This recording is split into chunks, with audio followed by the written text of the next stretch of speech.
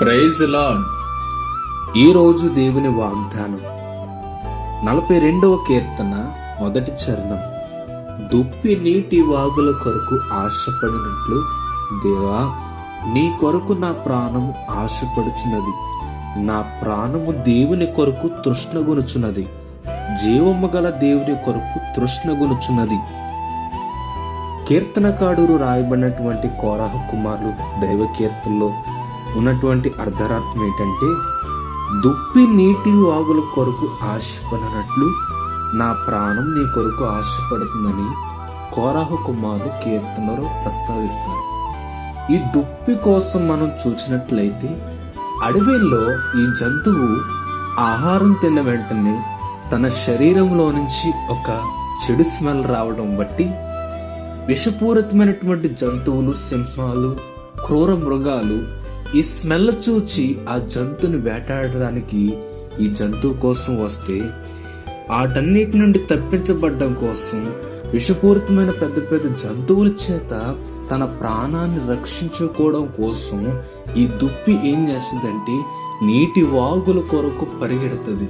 ఆ నీటి వాగులో దిగి తన బాడీలో నుంచి వచ్చేటువంటి ఆ స్మెల్, శత్రువులు ఆ స్మెల్ ద్వారా, సింహాలు ఆ స్మెల్ ద్వారా, పులులు, అడవిలో ఉన్నటువంటి జంతువులు ఈ స్మెల్ ద్వారా వాటిని హాని చేస్తున్నటువంటి భయంతో ఆ దుప్పి నీటి వాగుల కోసం ఆశతో, ఆతృతతో పరిగెట్టి దాంట్లో మునిగి తన బాడీలో నుంచి వచ్చేటువంటి స్మెల్ పోగొట్టుకోవడానికి అది దుప్పి నీటి వాగుల కోసం ఆతృతగా పరిగెడుతుంది.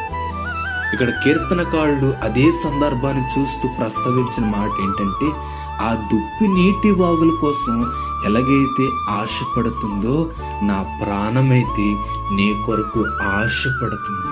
జీవము కలిగిన దేవుని సన్నిధి కొరకు తృష్ణగొనుచున్నదని ఆసాపు కుమారులు రాస్తాయి. చదవబడినటువంటి మాటలో నేను నేర్చుకోవాల్సిన విషయం ఏంటి? దేవుని కొరకు తృష్ణ ఉందా నీలో? దేవుని కొరకు ఆకలి ఉందా? ప్రార్థించుకోవాలన్నటువంటి కోరిక ఉందా? వాక్య ధ్యానం చేయాలనేటువంటి ఆతృత నీకుందా? దేవుని సన్నిధికి వెళ్ళాలనేటువంటి తృష్ణ నీకుందా? ఆసాపు కుమారుల జీవితంలో ఉన్నటువంటి ఆ ఆసక్తి నీలో, నాలో ఉందో లేదో మనం పరీక్షించుకుందాం. మనం చేస్తున్న పనిలోను, మన ప్రయాణాలను, అన్ని విషయాల్లో దేవుని కొరకు తృష్ణ కలిగి దేవుని కొరకు నేర్చుకోవాలి, పాటలు నేర్చుకోవాలి, వాక్య ధ్యానం చేయాలి. ఆసాపు కుమారులను దీవించినట్లుగా దేవుడు మనలో కూడా దీవించి ఆశీర్వదించి మన పనులన్నిటిలో దేవుడు తోడుగుండి మనకు విజయాన్ని ఇస్తాడు. Praise the Lord. ఆమేన్. దేవుడు మనల్ని దీవించునుగాక.